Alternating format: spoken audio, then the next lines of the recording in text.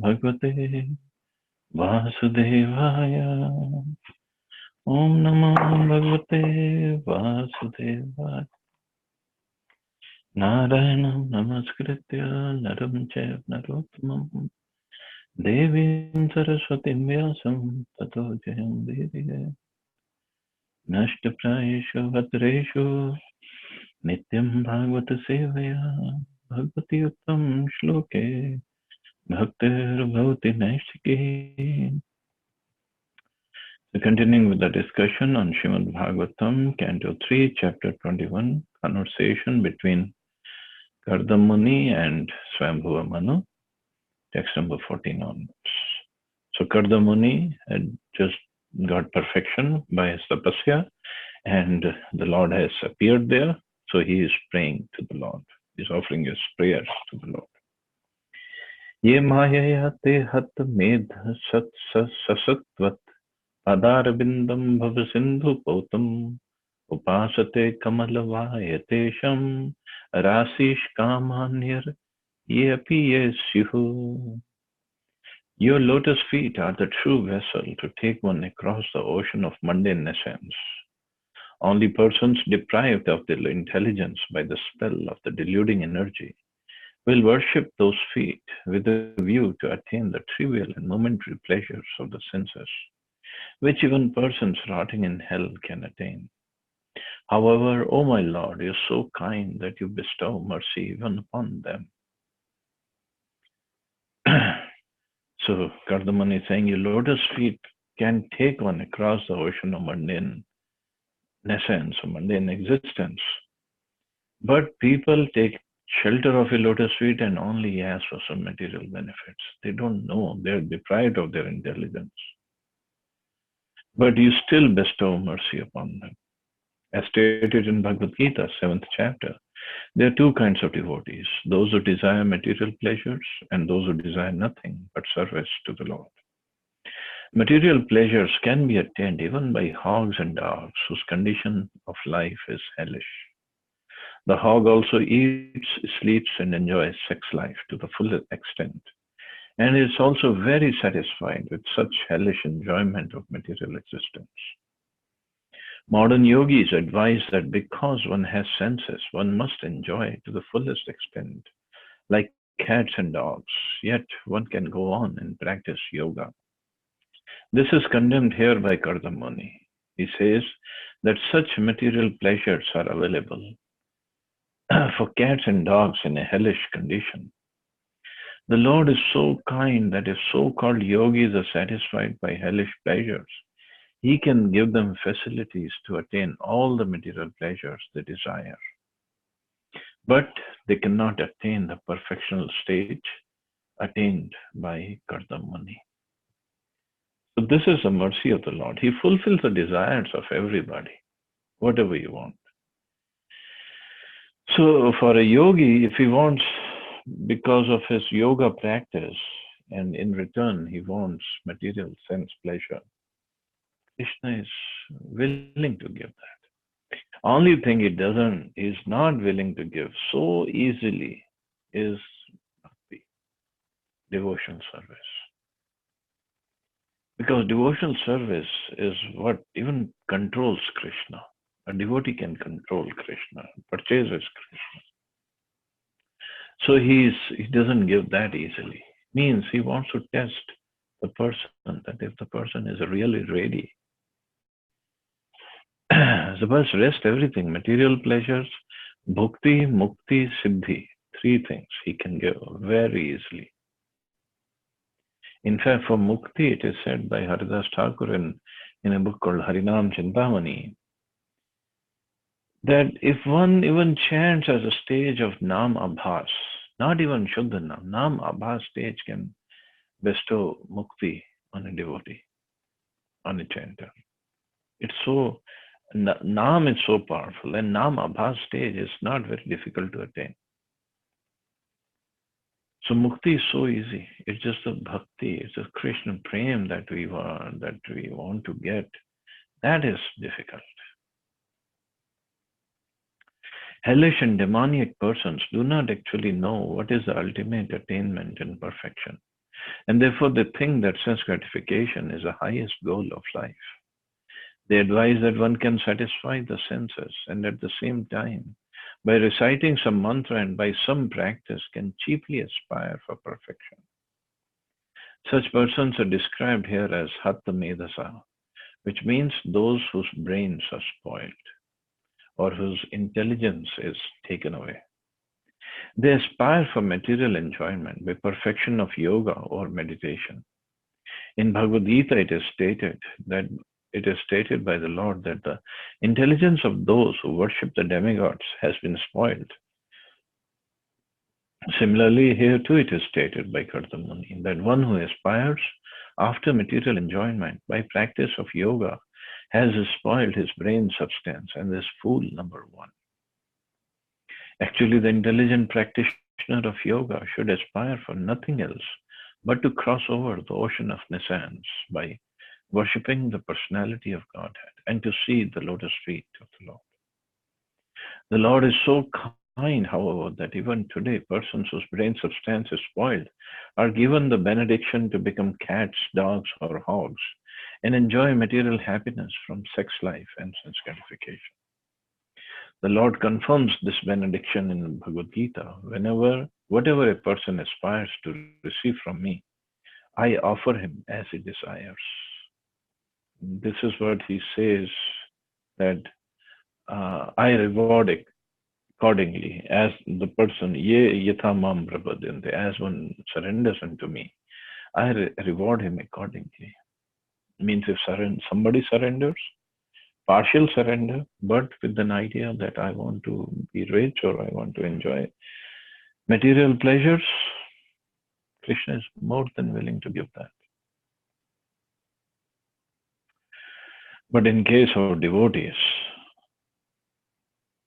because for devotees, he has a special place, and for devotees, he wants to make sure that the devotees don't stay in the material world, but they come back. So, even if a devotee aspires for material sense pleasure, he doesn't give. Because in the case of devotees, he knows what the devotee needs, not what he wants. He gives what he needs. So that is the special relationship between Krishna and his devotees.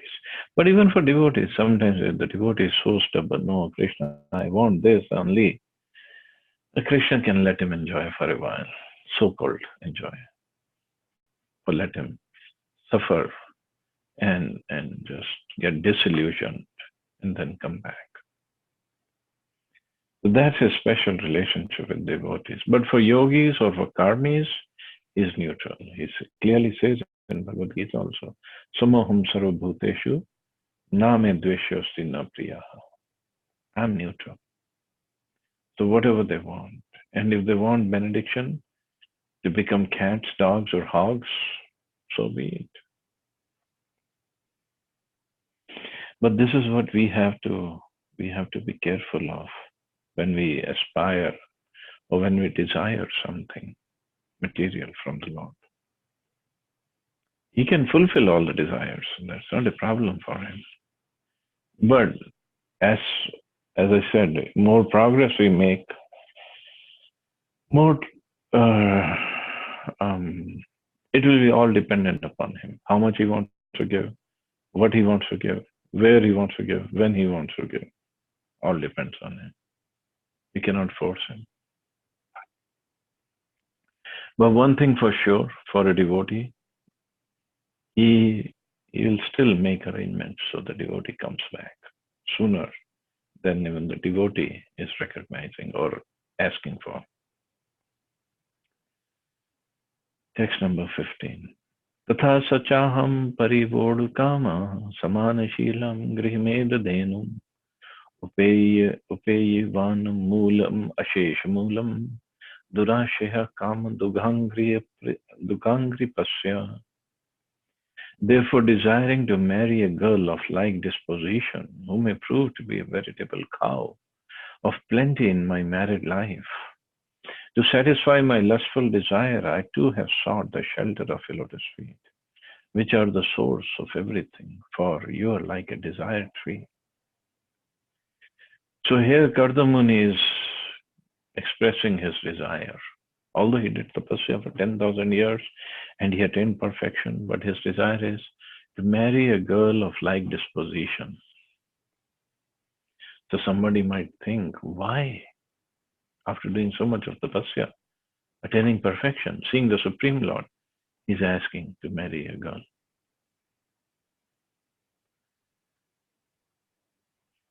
Well, this is also one of the reasons that he's a Prajapati and he wants to follow Brahmaji's order to increase the population in the world. So as out of his service for the Lord and for his father Brahmaji, he wants to perform this this act of getting married. In spite of his condemning persons who approached the Lord for material advantages, Kardamuni expressed his material inability and desire before the Lord by saying, although I had known that nothing material should be asked from you, I nevertheless desire to marry a girl of like disposition. The phrase like disposition is very significant. Formerly, boys and girls of similar dispositions were married. The similar natures of the boy and girl were united in order to make them happy.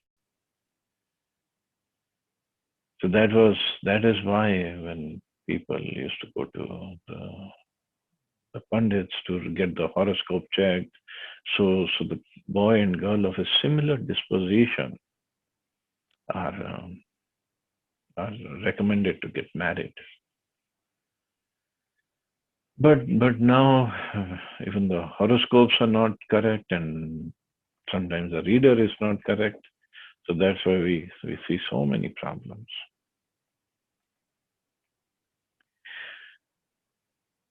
Not more than 25 years ago, and perhaps it is still current, parents in India used to consult the horoscope of the boy and girl to see whether there would be factual union in their psychological conditions. These considerations are very important. Nowadays, marriage takes place without such consultation, and therefore, soon after the marriage, there is divorce and separation. Formerly, husband and wife used to live together peacefully throughout their whole lives, but nowadays it's a very difficult task. Well, sometimes even after matching the horoscope, there are problems because horoscope, although it's a great science, and Radha Prabhu can tell more about it. He's a great astrologer. But from what I have understood, it's a great science. And in fact, Srila Bhaktisiddhanta Saraswati Thakur was a very big astrologer. And even in ISKCON, we have many wonderful astrologers. But horoscope is the blueprint or the document written at the time of your birth, based on your birth. Now, after birth, the choice, the independence is still there. And most of the time, the destiny is there, but the independence is still there in human beings' lives. They have plenty of independence. And the independence becomes more refined by our association we take, by the kind of sadhana we are doing, services we are engaged in. Then, although the destination mentioned in the horoscope can change, because again, the horoscope was made according to our previous births, but at the time of birth. Whatever previously we have done in our lives, but at the time of birth, that was our destiny. But that can change. That can be changed. And sometimes, although horoscope won't say, but the boy or a girl might go through lots of tribulations if they're on the path of bhakti, especially if they're on the path of bhakti. But that is because Krishna is removing their karmas faster than they can expect or than they can think of, or than they want, faster than what they want. But now it is, once you become or try to become devotees, So our case doesn't, our case is not in the jurisdiction of Yamarajji anymore. It's in the jurisdiction of Krishna. So that's a altogether different ballgame. So anyway, horoscopes are, astrology is a science. It's a Jyotish Shastra. It's a Shastra. But that needs to be, it's better to get it consulted for the marriage purposes. But again, what matters the most is a sanskar that we are giving, that we are creating ourselves in this lifetime. Yes, from previous lifetimes, whatever sanskaras are there, they are there, but they can be overcome, or they can be overruled by the sanskaras that we make now, by our independence. So that's also very, very important. So we cannot rely completely on horoscope, because our sanskaras in this life are very, very important, whatever we are developing. Kardam Muni wanted to have a wife of like disposition because a wife is necessary to assist in spiritual and material advancement. It is said that a wife yields the fulfillment of all desires in religion, economic development, and sense gratification. If one has a nice wife, he is to be considered a most fortunate man. In astrology, a man is considered fortunate who has great wealth, very good sons, or a very good wife. Of these three, one who has a very good wife is considered the most fortunate. Before marrying, one should select a wife of like disposition and not be enamored by so-called beauty or other attractive features for sense gratification. In the Bhagavatam 12th canto, it is said that in Kali Yuga, marriages will be based on the consideration of sex life. As soon as there is deficiency in sex life, the question of divorce will arise. So that is, in general, yes, in Kali Yuga, that's the basis now. Or now in the basis is like no marriage, just live in relationship, less hassle. But how Prabhupada is saying, one who has a good wife is considered the most fortunate. So all the Matajis can tell their husbands today that, see, you're most fortunate because you have a good wife like me. Kardam Muni could have asked his benediction from Uma. Uma means Shivji's wife, Parvati, because it is also said for the girls who want good husband, they worship Lord Shiva, and for the men who want good wife, they should worship Parvati or Uma. For it is recommended in the scriptures that if anyone wants a good wife, he should worship Uma. But he preferred to worship the Supreme Personality of Godhead, because it is recommended in the Bhagavatam that everyone, whether he is full of desires, has no desires, or desires liberation, should worship the Supreme Lord. Of these three classes of men, one tries to be happy by fulfillment of material desires. Another wants to be happy by becoming one with the Supreme, and the perfect man is a devotee.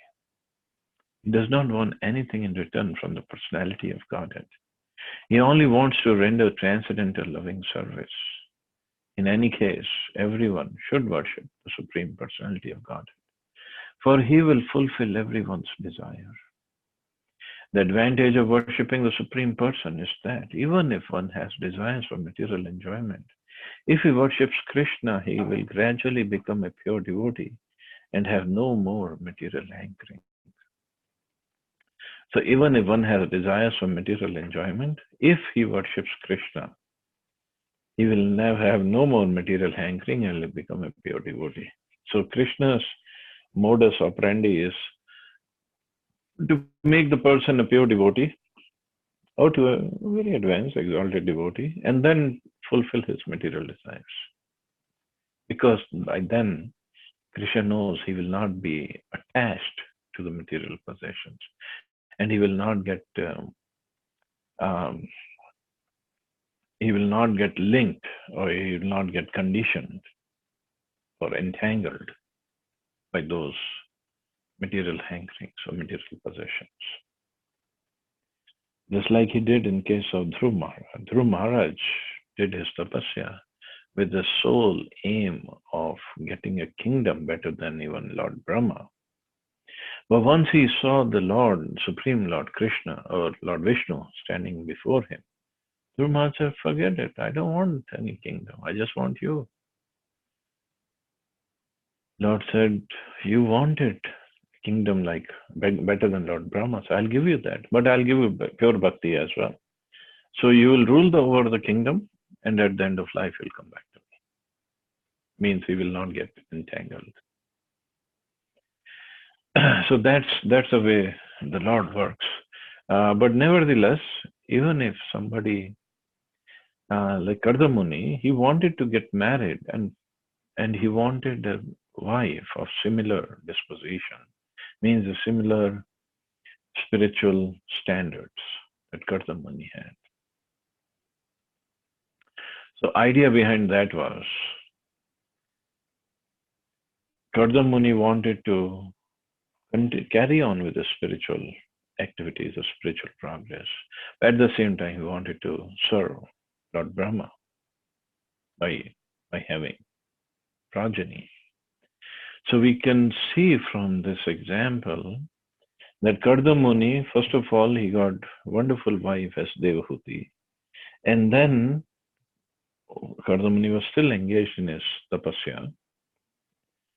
And then when he came to his senses again, then he fulfilled all the desires of Devahuti. He gave her 9 daughters, wonderful palace, wonderful, the whole planet he created actually for her. And then Kardamuni wanted to just take sannyas, go to the forest. Devahuti stopped her. They said, you gave me all the daughters. Who will take care of me? Which is scripturally right. So then Kardamuni stayed back. He gave her son, Lord Kapil Dev, to take care of his mother. And then, although the Lord is there at his house as his son, he still left for the forest because that was something that was expected from a Vanprasthi and sannyasi. Even the Lord was there at his home, but he went to the forest to meditate on Lord. Means he did not get entangled. And that is the right way. Getting married is there's nothing wrong in getting married. It's getting entangled is where the problem is. And Kardamuni shows by his example what an ideal couple or ideal grihastha should be. So anyway, we'll stop here. See anybody has any questions or comments?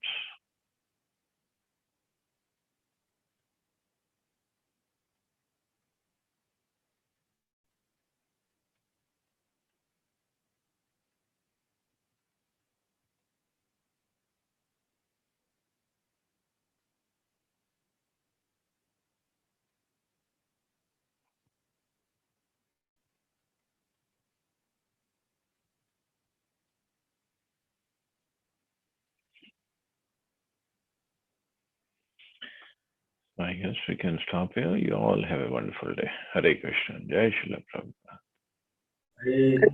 Thank you, Prabhupada.